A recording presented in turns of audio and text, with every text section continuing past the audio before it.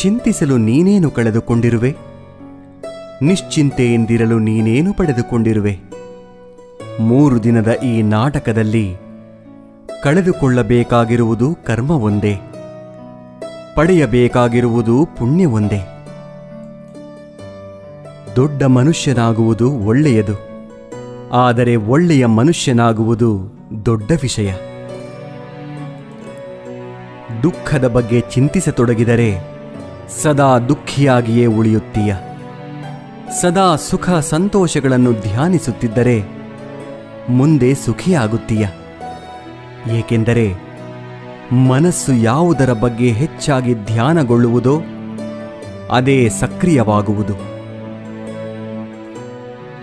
ಪರಮಾತ್ಮನಲ್ಲಿ ಏನನ್ನಾದರೂ ಬೇಡುವುದಾದರೆ ಪರಮಾತ್ಮನನ್ನೇ ಬೇಡು. ಪರಮಾತ್ಮ ನಿನ್ನವನಾದರೆ ಸರ್ವಸ್ವವೂ ನಿನ್ನದೇ. ಹೊಡೆತದ ನೋವನ್ನು ತಡೆದುಕೊಳ್ಳುವ ಶಕ್ತಿಯನ್ನು ನೀಡುವ ಭಗವಂತ ಸಮಯ ಬಂದಾಗ ತಿರುಗಿಸಿ ಹೊಡೆಯೋ ತಾಕತ್ತನ್ನು ನೀಡುತ್ತಾನೆ. ನೀವು ಪ್ರಯತ್ನಿಸುವವರೆಗೂ ನಿಮ್ಮೊಳಗಿನ ಶಕ್ತಿಯ ಅರಿವು ನಿಮಗಿರುವುದಿಲ್ಲ. ಪ್ರಯತ್ನ ನಿರಂತರವಾಗಿರಲಿ. ಒಂದು ವೇಳೆ ಮನುಷ್ಯ ತನ್ನ ನಿರೀಕ್ಷೆಗಳ ಮೇಲೆ ನಿರಂಕುಶ ಹಾಕಿ ತನ್ನ ವಿಚಾರಗಳನ್ನು ಬೇರಾವುದೋ ವ್ಯಕ್ತಿಯ ಪರಿವರ್ತನೆಯ ಬದಲು ತನ್ನ ಅಂತರಂಗವನ್ನು ಪರಿವರ್ತನೆ ಮಾಡುವ ಪ್ರಯತ್ನ ಮಾಡಿದರೆ ನಾವು ಸಂಬಂಧಗಳಲ್ಲಿ ಸಂತೋಷವನ್ನು ಹುಡುಕುವಲ್ಲಿ ಕಷ್ಟವಾಗುವುದೇ ಇಲ್ಲ. ಅರ್ಥಾತ್ ಸ್ವೀಕಾರ ಭಾವವೇ ಸಂಬಂಧದ ವಾಸ್ತವಿಕ ಅರ್ಥವಾಗುವುದು.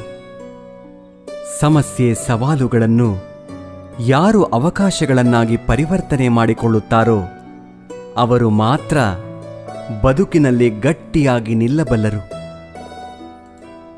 ಒಂದು ಕಲ್ಲು ಒಂದು ಸಾರಿ ಮಾತ್ರ ಮಂದಿರಕ್ಕೆ ಹೋಗುತ್ತದೆ, ಹೋಗಿ ಭಗವಂತನಾಗುತ್ತದೆ. ಆದರೆ ಪ್ರತಿದಿನವೂ ಮಂದಿರಕ್ಕೆ ಹೋಗುವ ಮನುಷ್ಯನು ಮಾತ್ರ ಕಲ್ಲಾಗಿಯೇ ಇರುತ್ತಾನೆ. ಯಾವ ರಾಜನೂ ಸದಾಕಾಲ ರಾಜನಾಗಿರುವುದಿಲ್ಲ. ಯಾವ ಶ್ರೀಮಂತನೂ ಕೊನೆಯವರೆಗೂ ಶ್ರೀಮಂತನಾಗಿರುವುದಿಲ್ಲ. ಯಾವ ಬಡವನೂ ಕೊನೆಯವರೆಗೂ ಬಡವನಾಗಿಯೇ ಇರುವುದಿಲ್ಲ. ಈ ಜಗತ್ತಿನಲ್ಲಿ ಯಾವುದು ಕೂಡ ಶಾಶ್ವತವಲ್ಲ. ಪರಿವರ್ತನೆಯೇ ಜಗದ ನಿಯಮವಾಗಿದೆ. ಬದುಕಿನಲ್ಲಿ ಅತಿಯಾಗಿ ಮೌನವಾಗಿರುವುದು ಒಳ್ಳೆಯದಲ್ಲ. ಸಮಯಕ್ಕೆ ಸರಿಯಾಗಿ ತಪ್ಪುಗಳನ್ನು ವಿರೋಧಿಸುವುದನ್ನು ಕಲಿಯಿರಿ. ದೇವರು ನಮ್ಮ ಜೊತೆಗಿಲ್ಲ, ನಮ್ಮ ಮನಸ್ಸಿನಲ್ಲಿಯೂ ಇಲ್ಲ.